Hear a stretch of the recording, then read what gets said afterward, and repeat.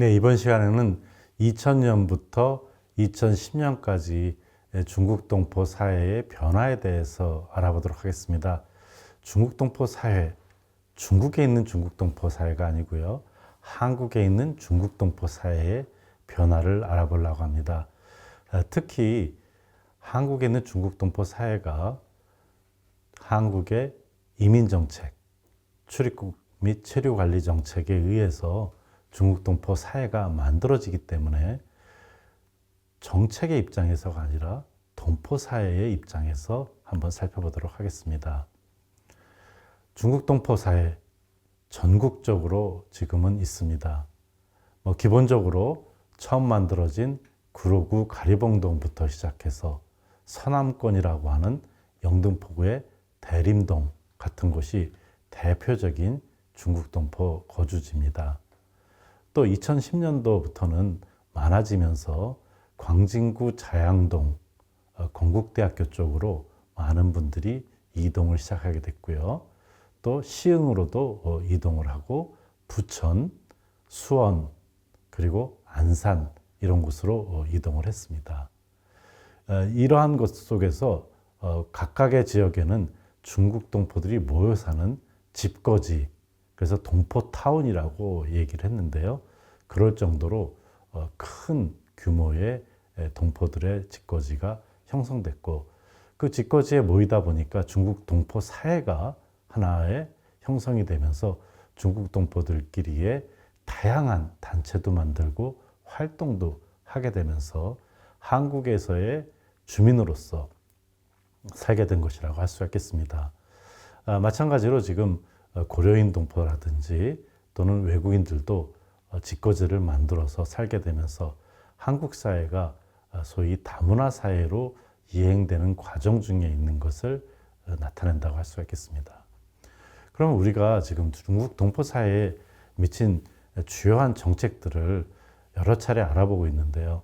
한중 수교 이후에 산업연수제라든지 재해동포법이라든지 또는 한일 월드컵이 개최되면서 불법 체류자에 대한 대책으로서 합법화를 한다든지 하는 것부터 시작해서 또 고용허가제가 만들어지면서 외국인 노동력들이 들어오는 부분들, 또한 99년도에 만들어진 재해동포법이 사실상 형평성에 어긋나게 되면서 재해동포법에 대한 저항이 나타나게 되고 한국 국적을 회복하려는 운동들이 나타나게 됩니다. 이게 무슨 말일까 의문을 가지시는 분들도 있을 겁니다. 또 취업관리제라는 것도 있고요. 동포들에 대한 방문취업제, 재동포 비자 확대, 또 방문취업 기술교육 같은 것이 2012년에 있었습니다. 그리고 또 이러한 기술 자격을 가진 사람들에게는 재동포 비자를 부여하는 그러한 제도도 있었습니다. 굉장히 복잡하고 어렵다 이렇게 생각하실 분들도 있겠죠. 그렇지만 이것을 또 어떻게 보면 중국 동포 입장에서 본다면 더 어렵죠. 당사자 입장에서 보면 더 그렇습니다. 그래서 이렇게 영향을 준 요소들을 우리가 살펴보고 있습니다만은 한중 수교부터 시작해서 다양한 요소들이 있는데요. 이것에 대해서 재동포들인 중국 동포들은 어떻게 대응을 했을까요? 2000년도에 할아버지 나라를 찾아서라고 하는 프로그램들이 있었습니다. 이것은 이제 KBS에서도 보도가 됐고 당시 언론에서는 굉장히 많이 보도가 됐는데요. 우리가 이제 언론 보도 태도만 봐도 한국 사회에서 중국 동포에 대한 인식이 어떻게 달라진가를 알 수 있습니다.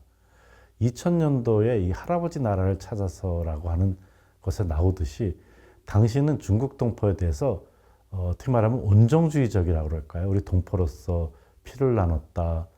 그러면서 동포들을 어떻게 하면 도와줄까? 이런 생각들이 굉장히 강했습니다.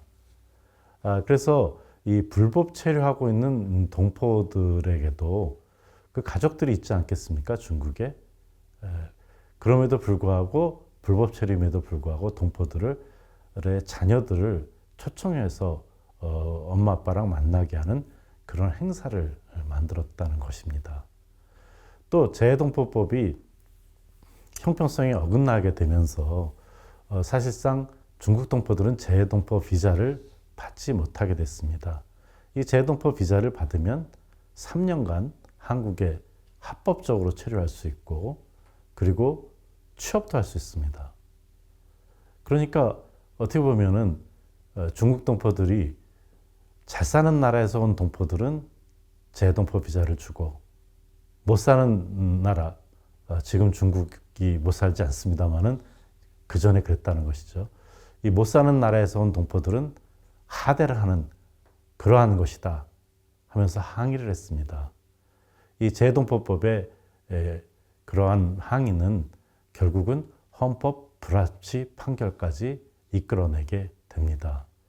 그리고 이러한 헌법 불합치 판결을 이끌어내기 위해서 당시 조선족 교회를 중심으로 촛불 시위가 있었습니다. 대규모로 시위를 했었고요. 단식 농성도 있었습니다. 이렇게 중국 동포 사회는 한국 사회에서 체류하기 위해서 다양한 그러한 집단적인 행동들이 있었다 하는 것입니다. 마찬가지로 중국 동포들의 인구가 늘어나게 되니까 추석, 즉 한가위에는 한가위 대잔치 같은 것을 통해서 중국 동포들이 결속력을 다지게 됐다는 것입니다. 2000년대에 들어오면서부터 이러한 중국 동포들에 대한 내용은 다양한 방면으로 전개가 되기 시작합니다. 말씀드린 대로 일반 외국인들에게 부여된 고용허가제, 한국에 와서 3년 동안 기본적으로 일하고 2년이 더 연장될 수가 있습니다.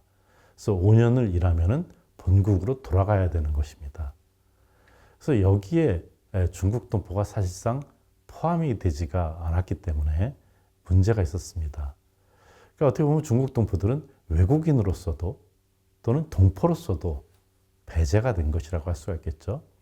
그러면서 중국 동포들은 우리가 할아버지 나라에 다시 왔다. 그리고 우리의 원래 출발은 한반도 한국이다. 그러니까 우리는 한국의 국적을 가져야 된다. 이러한 국적 회복 운동을 시작하게 됩니다. 그리고 이것은 어떻게 보면 중국 국적을 갖고 있습니다만은 한국 국적을 회복하는 운동으로 변모한 것이라고 할 수가 있겠습니다. 우리가 독일 같은 경우에 있어서는 이러한 다른 지역에 있는 독일 국민들, 2차 세계대전으로 인해서 흩어진 독일 국민들에게 이 국적을 회복을 하는 그러한 것을 허용했었습니다. 이것을 본받아서 한국도 동포들에게 국적을 줘야 되는 것이 아니냐 하는 논쟁들이 있었던 것입니다. 이것이 이제 국적 회복 운동으로 이루어졌고요.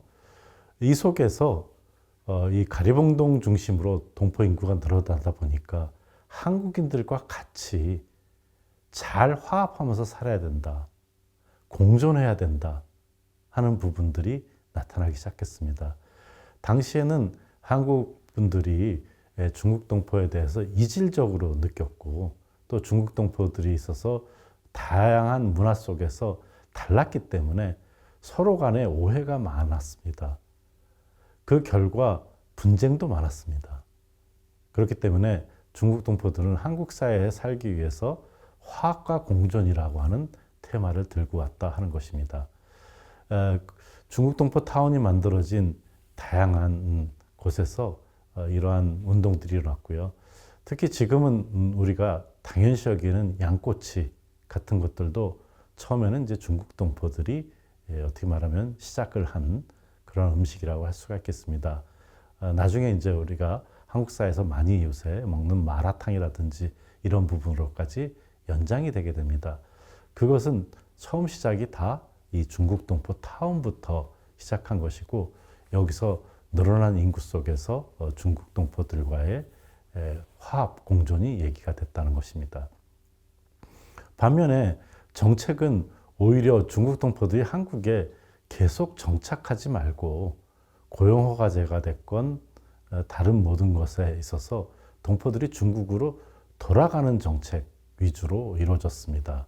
그래서 동포 귀국 지원 프로그램들이 이루어진 것이죠. 그럼에도 불구하고 재동포법이 만들어지게 되고 재동포법에서 중국 동포가 배제가 된 상황에서 헌법 불이치 판정을 받게 되니까 어떤 방식으로건 중국 동포들이 재동포로서의 한국의 체류가 보장돼야 됐습니다. 중국 동포들은 이것을 계속 강력하게 요구를 했고, 반면에 중국 동포들을 귀국하기 위한 프로그램이 있는 그러한 이율배반적인 모순적인 상황이 계속되고 있었던 것입니다. 이것을 타개하고자 당시 노무현 정부는 방문취업제라고 하는 그러한 제도를 만들어서 중국 동포들 중에서 연고가 없는, 즉 친척이 없는 사람들 중에서 매년 3만 명을 방문취업제로 한국으로 들어오게 했다는 것입니다. 그래서 이렇게 되면서 중국 동포들의 인구가 증가하게 되고요. 또 중국 동포들 중에서 일찍 들어오신 분들 같은 경우에는 나이가 들겠죠.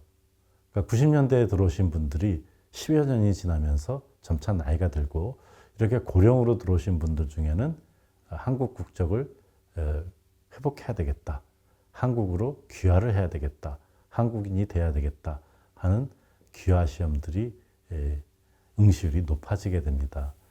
또 한국의 중국 동포들이 많아지면서 다양한 현상들이 일어났는데 대표적인 것이 범죄 조직입니다. 다양한 범죄 조직들이 활동을 하게 됐고요. 또 다양한 사고들이 일어나게 됩니다. 대표적인 것이 여수 출입국 외국인 보호소 화재 사건입니다. 여기서 물론 외국인도 있었습니다만은 중국 동포들이 외국인 보호소에서 사망함으로써 이것이 재동포 비자로 있으면은 출입국이 자유로운 것인데 왜 재동포 비자가 안 되느냐 하면서 문제가 됐습니다. 또 위장 결혼한 사람들이 많이 있었습니다. 재동포 비자가 안 되고 그러니까 결혼 문서를 위조해서 한국에서 체류를 한 것이죠. 그 결과 이 사람들은 무국적자도 있는 경우도 있었습니다. 이분들을 어떻게 할 것인가 문제가 대표적으로 나타났습니다. 또한 이천 냉동창고 화재 사건이 있었습니다. 사실 이것은 굉장히 중요한 내용입니다. 2008년도 1월 7일 날 경기도 이천의 냉동창고에서 화재 사건이 나면서 중국 동포를 중심으로 중국인들이 사망을 하게 됩니다. 그런데 이 이천 냉동창고 사건은 매우 중요한 사건인 것이, 이 사건을 기점으로 중국 동포들이 한국에 대한 생각이 달라지게 됐다는 것입니다. 마찬가지로 중국 정부도 중국 동포를 다르게 생각했다는 것입니다. 그건 무슨 얘기냐면 중국 동포들이 중국 정부가 이천 냉동창고 사고가 난 분들에 대해서 재외국민 보호의 일환으로 이들을 보호하기 시작합니다. 그러니까 중국 국적자로서 중국에 대해서 중국이 조국이라는 생각이 강해지기 시작한 거죠. 그것은 결국은 한국에는 잠깐 온 거로 생각하는 이주자로서 생각이 되게 되는 그러한 큰 사건이었다고 할 수가 있겠습니다. 그래서 우리가 결국은 이것을 기점으로 동포에서 조선족으로 용어 자체도 변동이 생기게 됩니다. 그러니까 재외동포로서의 중국 동포에 대한 생각. 그래서 일부는 국적에 대한 신청이 증가하면서 한국 국적을 취득하는 것이 되면서 한국인으로 가지만, 또 일부는 중국 국민으로서 조선족으로서 남는 그러한 분기점이 되는 것이 2008년이다 하는 점입니다. 그리고 또 이 2008년은 어떻게 보면 중국이 경제가 성장하면서 소위 미국에 대적하는 G2로서 점차 부상하기 하는 시점과도 연관되기 때문에 중국 국민으로서의 중국 동포의 위치가 한국 사회에서 달라지는 그러한 내용이라고 할 수가 있겠습니다. 결국 우리가 중국 동포의 이주 역사에 있어서 한국의 정책에 의해서 중국 동포 사회가 변모했습니다마는, 이제는 다른 여러 요소에 의해서 중국 동포 사회가 변모하는 그런 시기에 접어들게 됩니다.